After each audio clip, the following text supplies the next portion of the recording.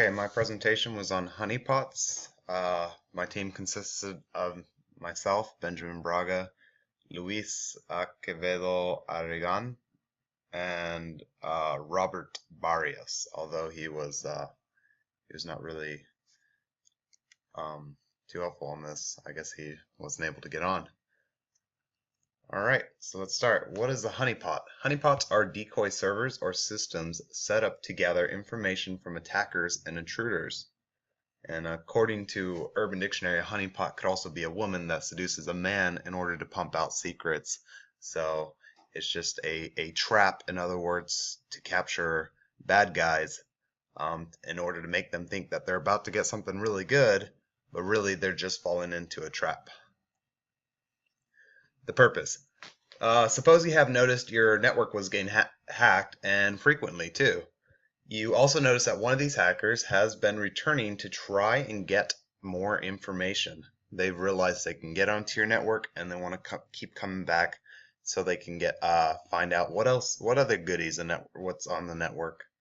In which case you would probably be enticed into setting up a honeypot. You know, you can try and set up doors left and right, but you know what? This guy keeps coming back for more. Maybe you'll give him something more like I don't know, find out where he's located and send the authorities after him.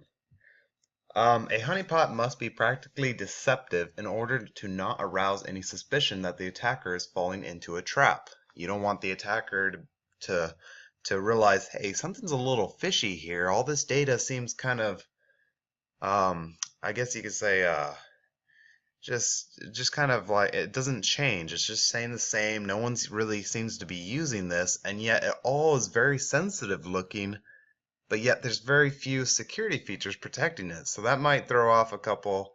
That might throw them. You know, make them think that there's something wrong with that. So maybe even this can be improvised by having a faulty permission setting, inadequately securing important files inconspicuously. Maybe even going as far as constantly updating such details as updating and changing the mail on the mail server. So that way if he's going on and he sees like all these bogus new emails coming in daily, different ones, you know, he's going to be like, oh, okay, so I'm in the right place. I'm doing the right thing. Cool.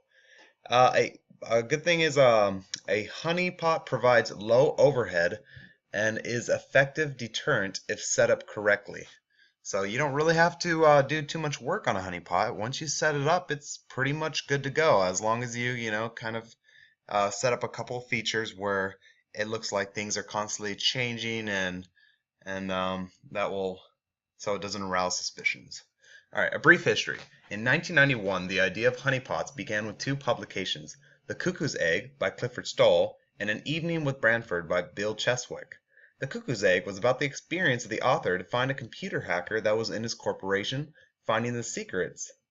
And An Evening with Branford was about a computer hacker who moves through traps that he and his colleagues used to catch him. Both of these publications were the beginning of what is now known as the honeypot. The first type of honeypot that came out was called the Deceptive Toolkit and was introduced in 1997. The point of this toolkit was to use deception to attack base. In 1998, the second type of honeypot came out called the CyberCop Sting and was the first commercial use honeypot. Vulnerabilities. When you think about it, all the codes that the humans that we type nowadays has holes in it. There's always some sort of loophole, always some sort of part where the programmer kind of forgot to think about one certain aspect, and that leaves a lot of vulnerabilities for attackers.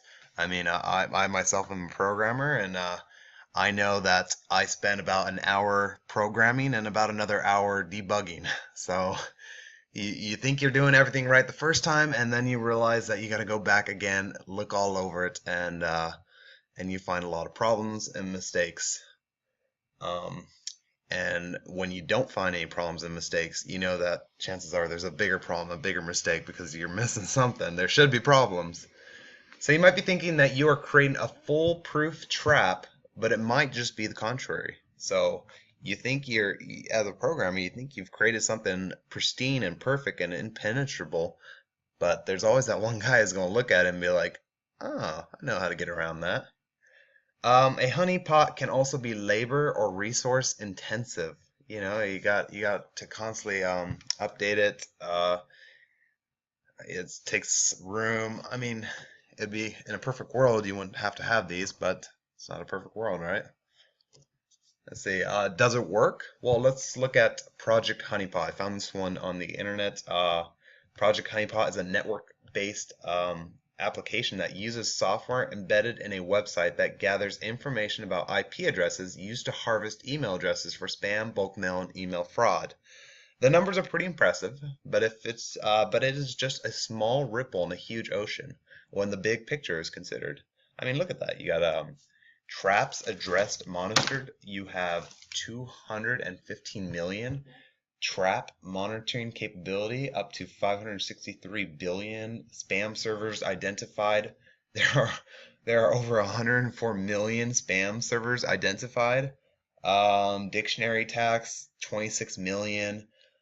Uh, wow, rule breakers 27. That's not too bad. You'd think there'd be a lot more rule breakers. Anyways, Project Honeypot works alongside law enforcement agencies in order to push legal actions, which in my opinion, is good because um, there's no reason why people should be out there just maliciously attacking other people. In my opinion, I don't see any reason. I don't know how people are getting their kicks thinking they're badasses or something. I don't know.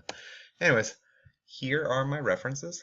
This is where I found most of my stuff uh, on the Project Honeypot, that the one that we had just went over, the sweet idea, businesses, honeypot technology, how honeypot's working in the enterprise, and other resources. So, of course, wiki, gotta have wiki on there. Anyways, this was my presentation. I hope you enjoy it, and shout out to Luis. He sent me a good slide about the brief history. That was his. So thanks, Luis, and thank you. Bye.